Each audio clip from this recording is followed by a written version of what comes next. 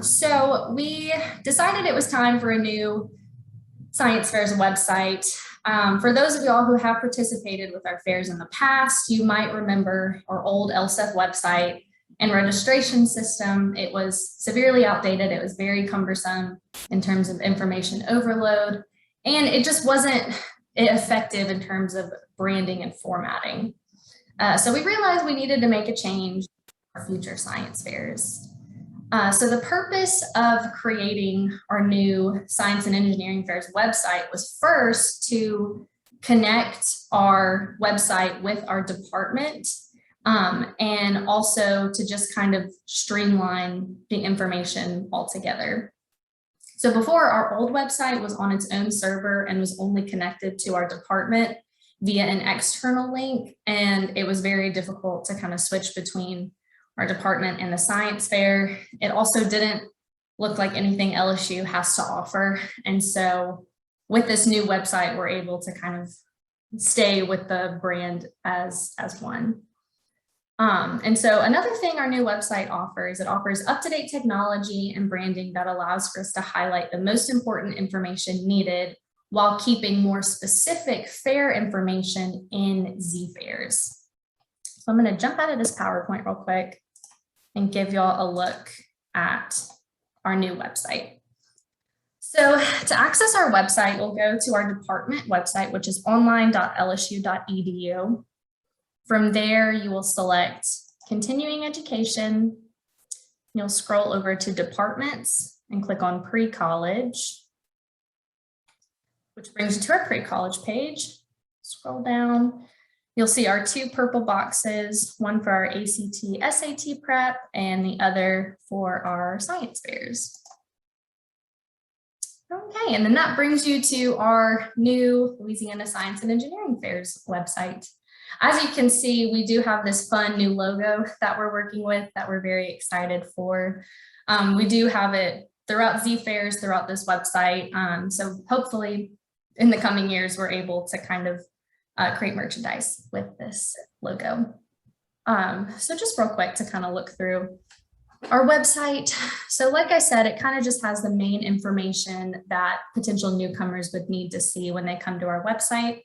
It talks about how our department hosts Region 7 and the Louisiana State Science Fair. It talks about the different divisions that the fairs offer, which is junior division for 6th through 8th and senior division through 9th through 12th. And then it also states what parishes the Region 7 Science Fair serves.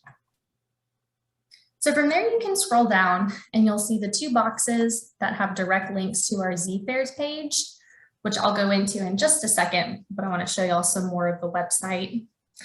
So on these blocks, you can see that it clearly states what fair it is serving. It states the dates of the fair and it states the location of the fair. So as I've stated in my emails, we are planning for an in-person fair this year, just as we did for region in 2020 and for state in 2019. So we're looking forward to kind of bring in that same experience that students had pre-pandemic. Okay, and then scrolling down some more on our science fair page, you just get some brief information about the fairs that students would be eligible for should they be the top earning students of Region 7 or the State Science Fair, which is ISEF for high school students and Broadcom Masters for junior high students. And then another feature that comes with our new website is that we're able to link news articles in a sense from our newsroom of our website. So as you can see, we have one that's from the ISEF Special Award winner, one that talks about when our state fair went virtual, and then the winners from our 2020 region fair. So I'm just going to go into one of these real quick. So as you can see, it just links it right to our newsroom. And our hope with this is that this, moving forward, is how we're going to announce winners instead of just sending an email that has an attachment that has the winners. We're going to be able to post it to our website for, I guess, everyone to see, not just teachers or students. So as you see, it just cleanly lists the students. Okay, so let me hop back. Okay, so now I want to discuss why we chose to utilize zFairs for our fair registration. So if you're not familiar with zFairs, it's the global leader in contest and fair management software and is the chosen software for fairs across the globe. It was actually used by the virtual ISEF competition this past year. And so we know that they have the capabilities to host a fair of that scale. They can definitely serve us well. Another thing we really liked about zFairs is that they understand that they will never have a fully complete entity, meaning that the software is constantly growing and adapting as technology changes and trends evolve. Their staff is also dedicated to the execution and fruition of their customers and are available should any issues arise. So before I started recording, I mentioned that I'm constantly in contact with the zFairs representative, just as I come across any things with zFairs that I don't fully understand and am constantly learning more about what zFairs has to offer. So as we run through registration, if you have a question that I'm not able to answer, I will forward that to the zFairs representative and get back with you for that. Okay, so as I said before, we have two separate zFairs registration sites, one for Region 7 and one for the State Fair. Then within these two sites, you have the separation of junior and senior division. So I'm going to go back to our website. Okay, so for the purpose of this presentation, I'm going to be staying in the website of Region 7 because that's where I have all of my practice teachers and practice students to show y'all. But at the end, I'll also show y'all what the state registration page looks like. They look very similar. Okay, so I clicked on the link. It automatically shot me into senior division simply because that's the one I've been working in today. With the first time you go into it, when you click this link, you will see this page, which shows you that division of junior division and senior division.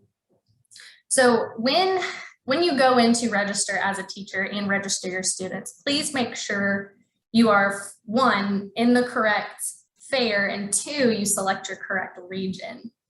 And one way you'll know what fair you're in, there's this banner at the top that will always show your fair. And then once you click your division, it will show at the bottom right there. So for the purpose of this demonstration, I'm going to be sticking in senior division. Okay, so upon entry, you will see the 5 main tabs that include the various information. So just real quick, on our general page, which is this first page you're seeing, it introduces how the registration process begins, and it also provides a schedule for the 2-day fair. As y'all recall from region in 2020 and state in 2019, we have the students show up the evening before to set up their projects, and then the fair occurs the next day. So we're still sticking with that model. And this only lists the senior division because we're in the senior division section of Region 7. If you were to go in the junior division, you would see their specific schedule. Okay, and then so each of these tabs, student, teacher, judges, volunteer, they include just some more information about registering as those specific entities. So if we go into students main, you'll see again how to register as a student. We've also included a link to the ISEF form wizard, which for those of y'all that are familiar with it is very helpful when understanding what paperwork your student needs depending on their project. And we also included a link to the ISEF display and safety guidelines and our specific fairs guidelines for presentation. And then same with teachers page, it just kind of tells you some more information about how to register as a teacher.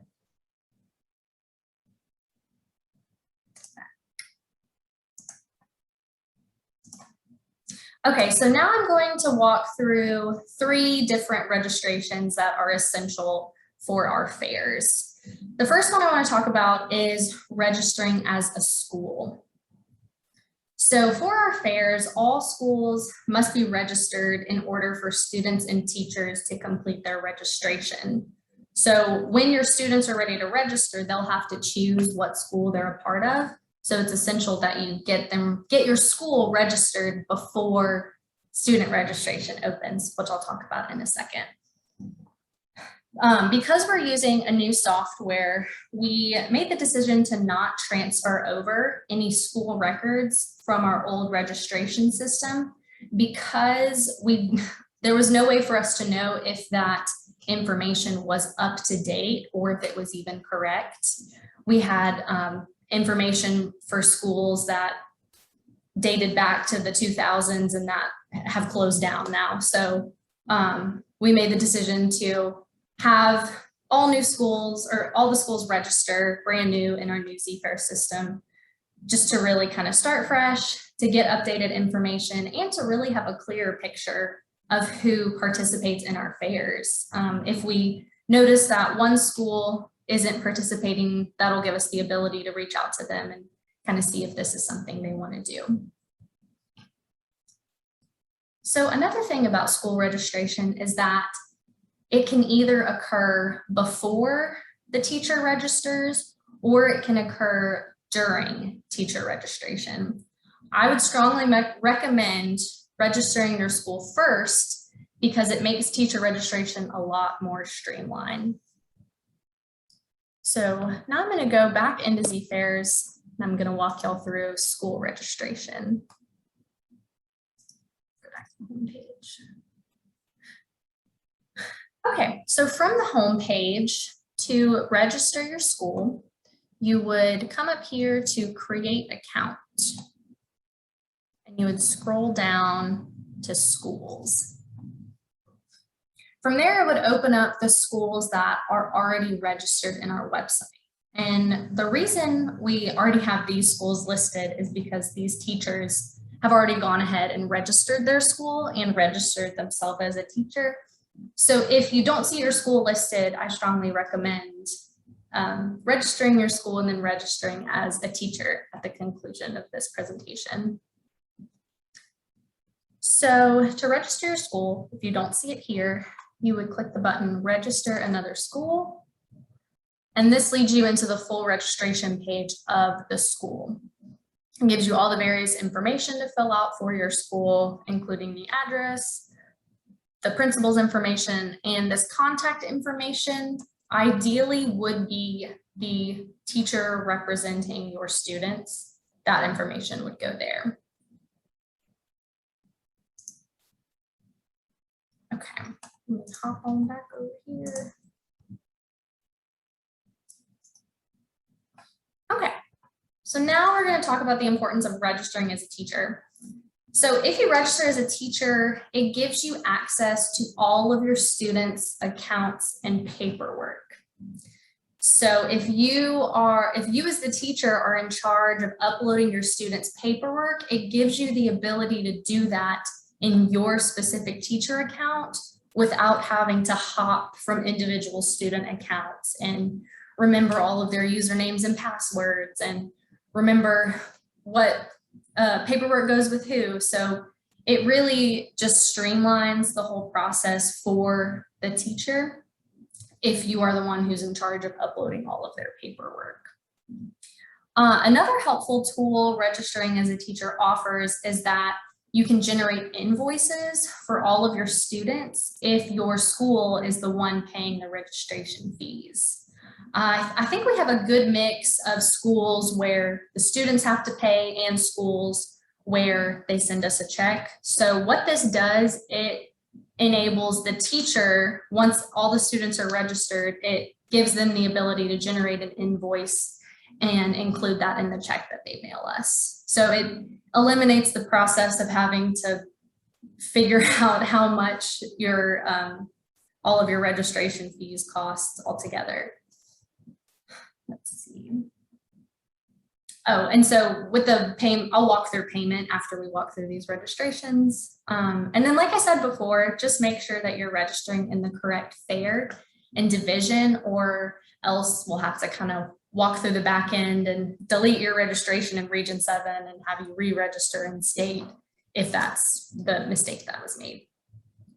Another thing to note, if your school has multiple teachers that oversee your students, I would strongly suggest only creating one teacher account that the students would choose as their teacher to streamline that invoicing process, should y'all use that, because it'll just make it a much easier process.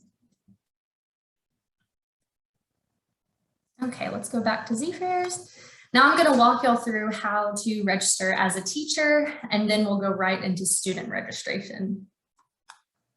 So to register as a teacher, you'll come up here to create account, and you'll scroll down to teacher.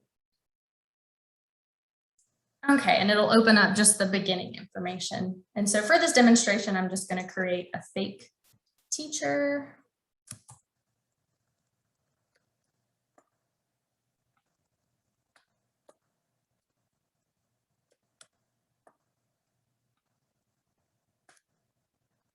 And a fake email.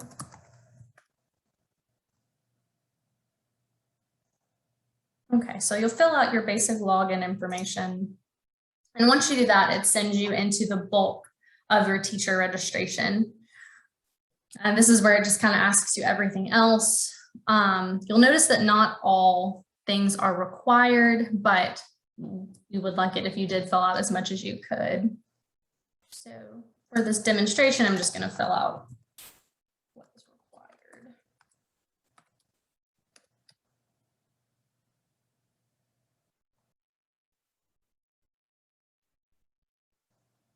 Okay, and so this is where that second option of school registration comes in if you didn't register your school before you register as a teacher. So the third step of your teacher registration, you would need to select what school you teach at. So obviously, if you haven't registered your school yet, it wouldn't show up. So you therefore have to click add a school that is not listed. You'd put in the school name, but then after your teacher registration, you'd have to go back into the school registration and add in all that information you saw before. So that's why I strongly suggest registering the school before you register as a teacher, because it eliminates that process of having to go back around and add in the school. I'm just going to select my test school. Okay, once you've done that, your teacher account is created, and now you're ready to walk into student registration. Let me talk about that for a second. Okay, so I included this in my email, but I just wanted to reiterate it again. The Region 7 student registration opens on Monday, December 6th, and the Louisiana State Science and Engineering Fair student registration opens on Monday, January 10th. So I briefly have opened student registration simply for this demonstration. At the end of this meeting, if you were to try to go in and try to see the same student profiles I'm seeing, you wouldn't have access to it because registration isn't opened yet.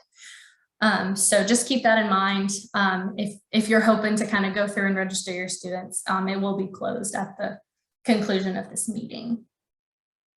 So similar to school registration, when it comes to student registration, you have two options depending on how your school runs their fair.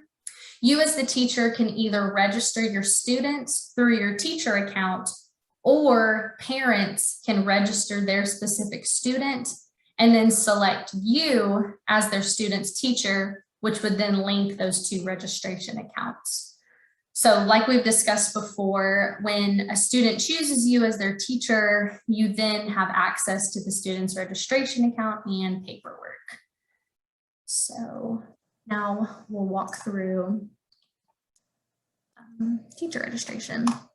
And so for this demonstration, I have a dummy teacher account that I've already created that includes various students. So I'm going to go ahead and log into that one and show y'all how to register a student, and it'll help show invoicing a little better because I have multiple students under this teacher account. Okay, and in order to see what account you're in, I know as teachers, you might be in your teacher account, but then you might need to log into your student's account. If you come over here to the side, this will tell you what account you're in. It says my name is first, just because I named this teacher first name, last name. And then if you hit my profile, it'll show you what profile you're in. Okay, so now I'm going to show y'all how to register a student while you're in your teacher account. So like we said, I'm in my teacher's account, and I have this option called My Students up here.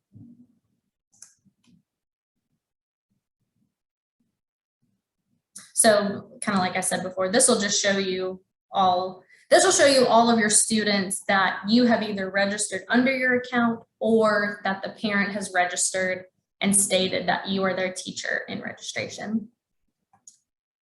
So to create a student account, you'll go to create account and you will click student. And then here you'll create, kind of like with a teacher account, you'll create all the information for your student.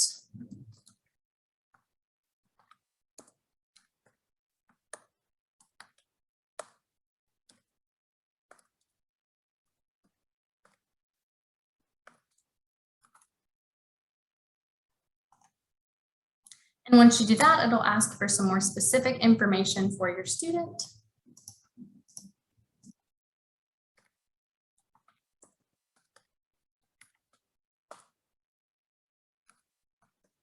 And the parent and guardian information.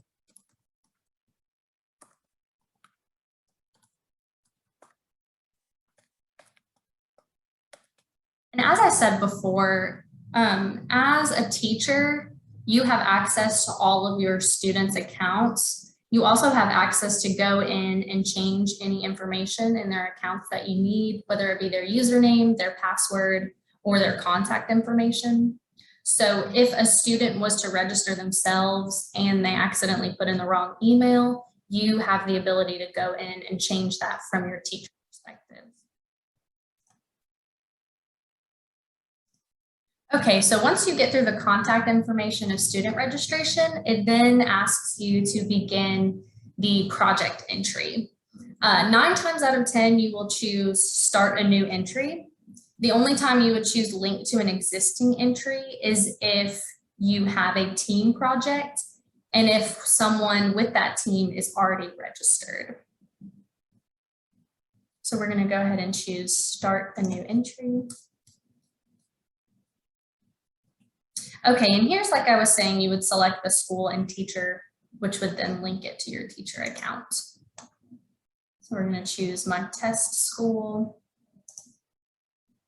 and my test teacher,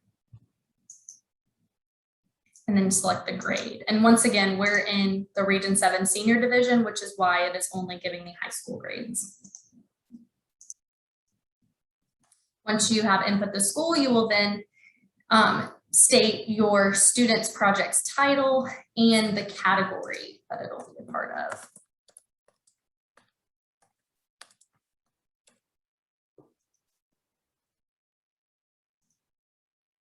And if this project is a team project, you would check it here. And if it needs an electrical outlet for display, you would check that there as well. I'll say it's a team project. And then it brings you to the ISEF form questionnaire, which when you click these, it will then, when you generate the paperwork, it will include that specific form needed for the one you check. So just for demonstration, I'm going to say this project includes humans. Okay, and so now our account is created. You'll notice that I said it was a team project, so now it's prompting me to register my next team member.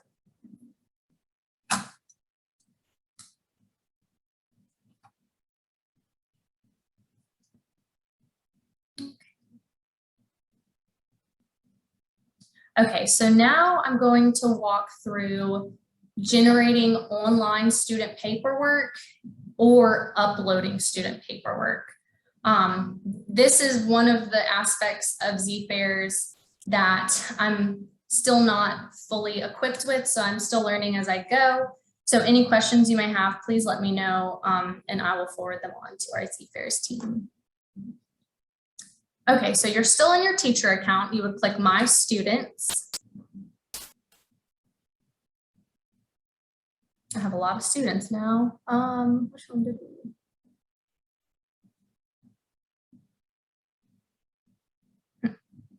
I'll just choose this one.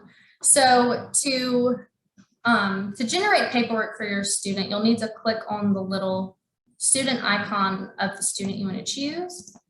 And it'll bring up a menu where you have options, like I said, to edit their contact information, change their username or password. You can also directly email your student through this portal. Upload a file if you already have the paperwork ready on your computer in hand. Link to a team project, unlink to a team project. In order to generate paperwork, you're going to choose that second class option, Review Project in Dashboard.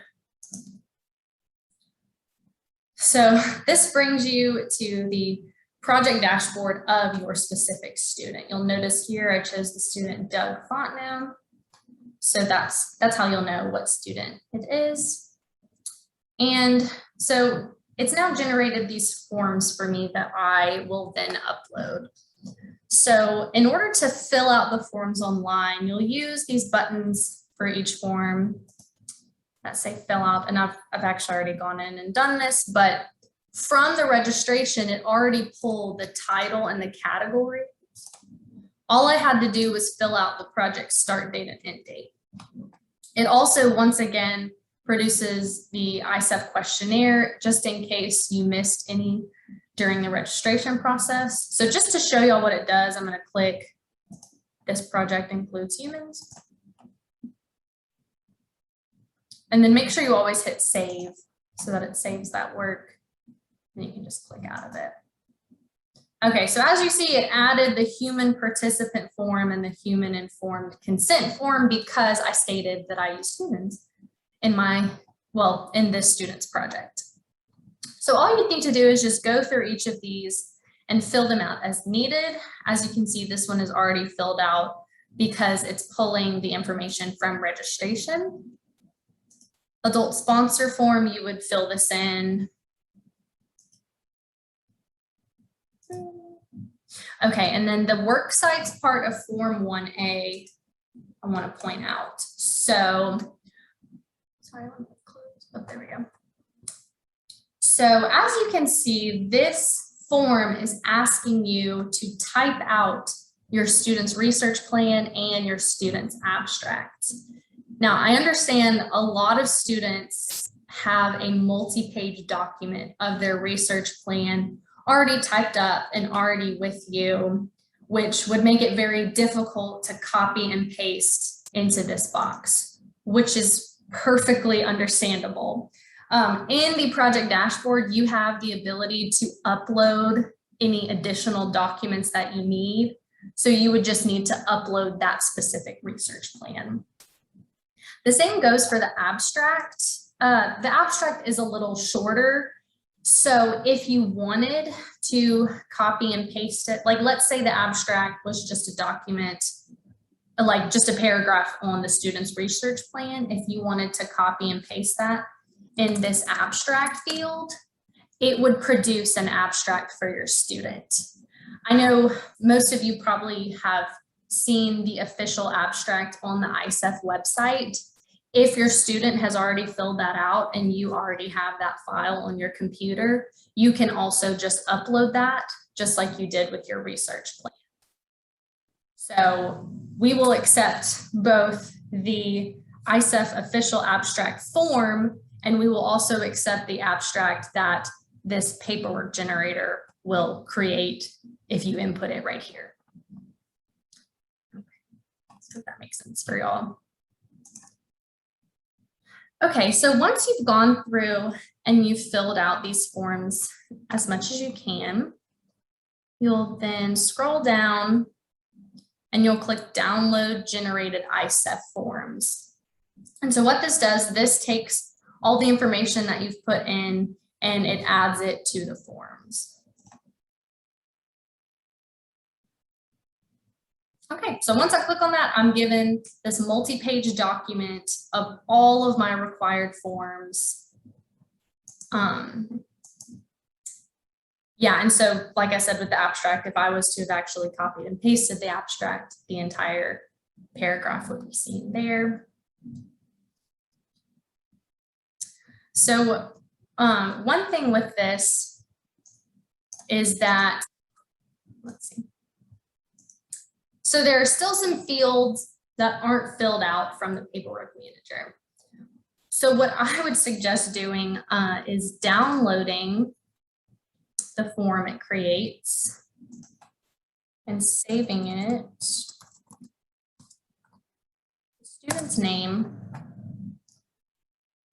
and then opening that document in Adobe and adding any changes or additions you might need to add to it. Let me get back to that.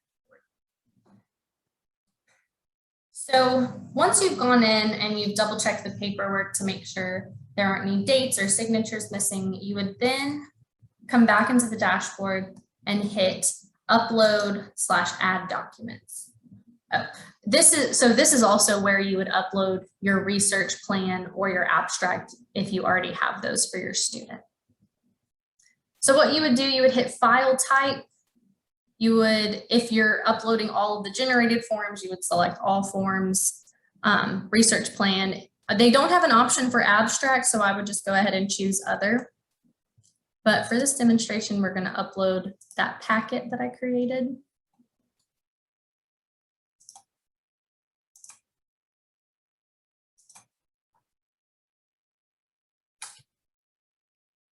Okay, and then as you can see, it shows right here that the full packet is uploaded. It's showing twice because I've already gone into this specific student and uploaded the paperwork. And then from here, your student's paperwork is uploaded, so our SRC team can begin review of it.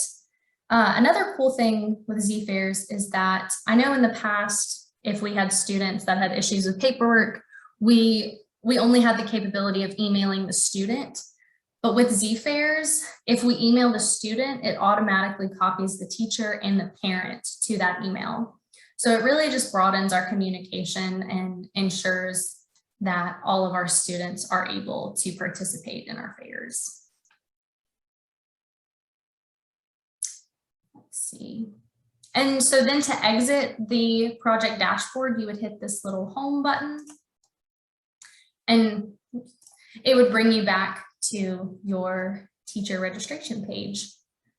And then kind of like I showed before, if you wanted to get a visual of all of your students, you would click My Students. And it shows you all the students that are registered with your teacher account. Okay, so I'm going to stay in this screen and I'm going to show y'all real quick how to generate an invoice and how to pay for your student's registration fee. So if your school needs to generate an invoice, in your teacher account, you will select Store. And then you will notice there's nothing to buy in merchandise. We'll come over to Students. And it lists all your students with their registration fee. You'll have to individually click each student. Unfortunately, there's not a check all button. And once you've clicked all those, you will hit Add Selected Fees to Cart. It says your cart has been updated. You will then come to Checkout and Pay. And here it just lists the total that your registration fees are, the students, and what the product is, which is student registration. So here you have the option to generate your invoice. You click the Generate Invoice button. It would ask if you're sure you want to generate an invoice. You would click OK. Now you would hit Print/View of your invoice, and it gives you this nice, neat invoice that shows all of your students and shows the total that your school will need to pay. From here, if you wanted to print it or send it, you would right-click, hit print, and it gives you this nice invoice that you can print out and mail with your payment.